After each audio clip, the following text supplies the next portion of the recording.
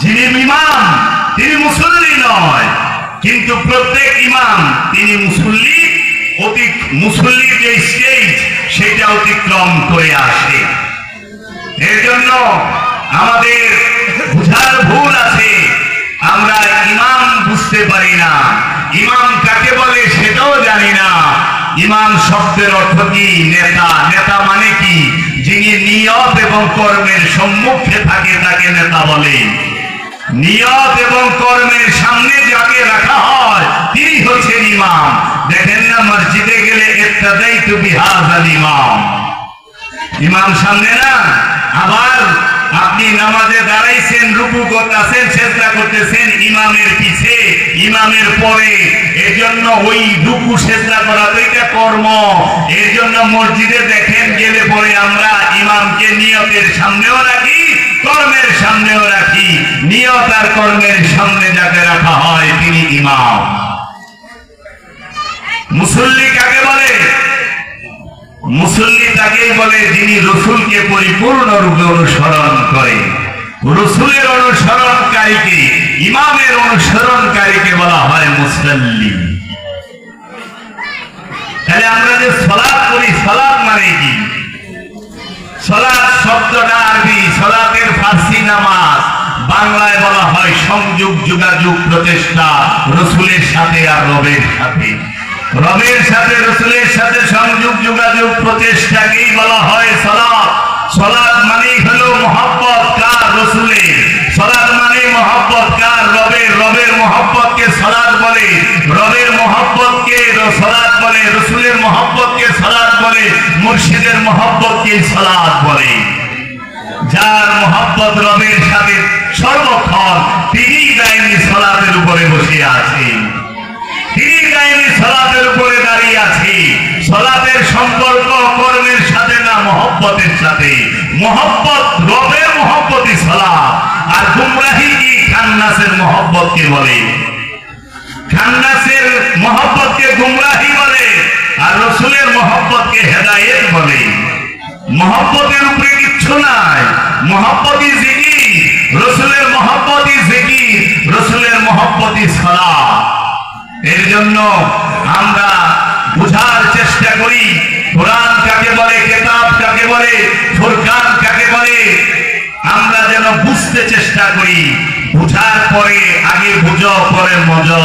তাই জান শরীফ মাওলানা সুরেশ্বরী বাবা বলেছেন, নূরে হকের হক আছে, হক চিনো আগে, পারা যদি আবাদত করো শেষ ভাগে, না চিনিয়া আবাদত করিবে কাহার, ভূতের বন্দেগী হবে, হবে না খোদা। তুমি যদি খোদা বলে ডাকিবে হাজার, না শুনিবে খোদা তাহা হাদিসে প্রচার। পারো যদি পীর মুখে বলাও কেবল, ডাকে ডাকে সারা পাবে, বৃথা যাবে না। জান শরীফ মাওলানা বলেছে, কি সুন্দর বাণী। ভক্তিতেই সিদ্ধ হবে মনের বাসনা, ভক্তিতেই পূর্ণ হবে না উপাসনা, ভক্তিতেই তৃণকুটা হইবে পর্বত, ভক্তিতেই দূরে যাবে মনের কল্প, অভক্তিতে মিথ্যা হয় সত্য গুরুজন, ঘাসে ভক্তি পাবে মুক্তি রুমের কথা। ও আমার বাবারা, আগে জানেন, আগে জানেন মসজিদ কাকে বলে, আগে জানেন কাবা কাকে বলে, আগে জানেন কেবলা কাকে বলে, জানার চেষ্টা করেন।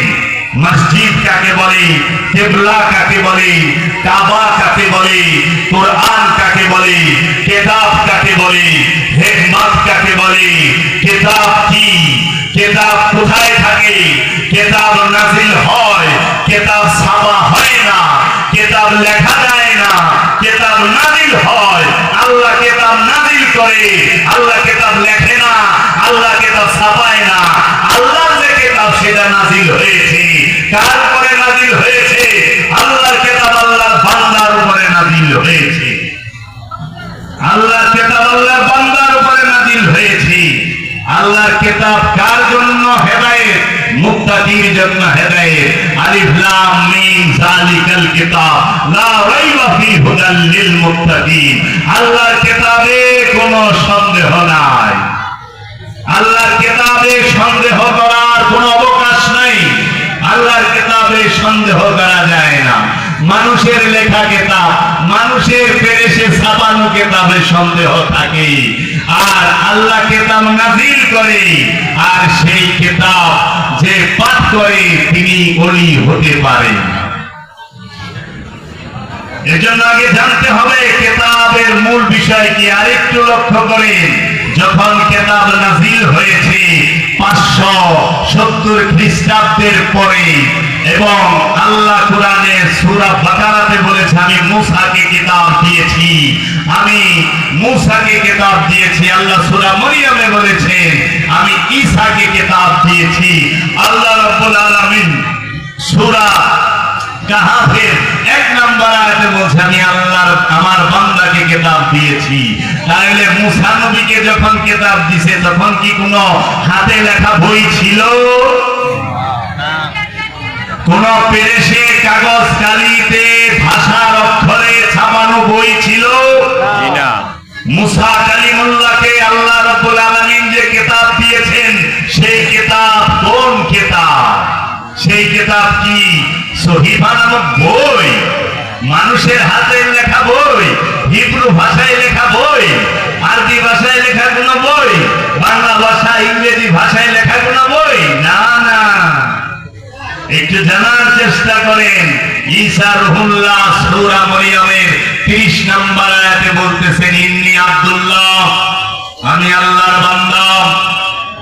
মায়ের কোলে 3 দিনের শিশু ঈসা রুহুল্লাহ বলতেছে ইন্নী, নিশ্চয় আমি আব্দুল্লাহ আল্লাহর বান্দা। আতানিয়াল কিতাব, আমাকে রব কিতাব দান করেছেন। ওয়াজআলনি নবিয়্যান, এবং আমাকে নবী হিসেবে মনোনীত করেছেন। আল্লাহর নবী ঈসা রুহুল্লাহ তিনি আগমন করেছেন মুহাম্মদ সাল্লাল্লাহু আলাইহি ওয়াসাল্লামের 570 বছর আগে। মহানবীর আগমনের 570 বছর আগে ঈসা রুহুল্লাহকে আল্লাহ কি কোন ভাষায় ছাপানো কিতাব দিয়েছিলেন? মায়ের পেট থেকে 3 দিনের শিশু কি কোনো বই নিয়ে আসছিল?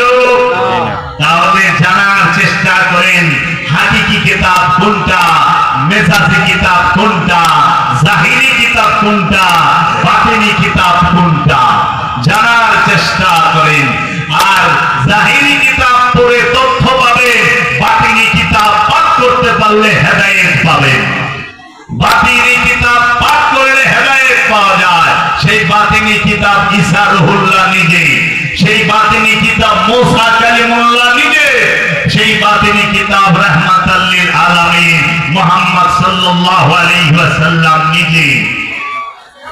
মুসলমানদের ইসলাম ধর্মে, আমরা যারা মুসলমান, আমাদের ইসলাম ধর্মের মধ্যে সর্বপ্রথম যে কিতাব সেটাকে কোরআন মাজিদ আমরা বলে থাকি। কোরআন মাজিদ সংরক্ষণ করা হয়েছে, লিপিবদ্ধ করা হয়েছে হযরত উসমান রাদিয়াল্লাহু তাআলা আনহুর শাসনামলে, মহানবীর ইন্তেকালের প্রায় 16 বছর পরে। তাহলে মুসলমানদের প্রথম কিতাব মহানবীর ওফাতের পরে মানুষের হাতে এসেছে। আর আল্লাহ বলছে আমি আমার হাবিবকে, আমার বান্দাকে কিতাব দিয়েছি। তাহলে আল্লাহ যে কিতাব দিল সেইটা কোন কিতাব? আর আমরা যেটা পড়লাম সেইটা কোন কিতাব? আমরা যেটা পড়েছি পড়তেছি সেটা হচ্ছে জাহিরি কিতাব। আর রাহমাতুল লিল আলামিনকে রব্বুল আলামিন যে কিতাব দিয়েছেন সেটা বাতিনি কিতাব। সেই বাতিনি কিতাব আশিকে রাসূল হযরত বেলাল রাদিয়াল্লাহু তাআলা পাঠ করেছেন, তাই তিনি আশিকে রাসূল হয়েছেন। আশিকে রাসূল হযরত বেলাল রাদিয়াল্লাহু তাআলা মানুষের লেখা ছাপানো কোনো কিতাব পড়েন নাই, আল্লাহর নাযিলকৃত কিতাব, হিকমতের কিতাব পড়েছেন। যে কিতাবের মধ্যে আল্লাহ হিকমত রেখে দিয়েছেন, হেদায়েত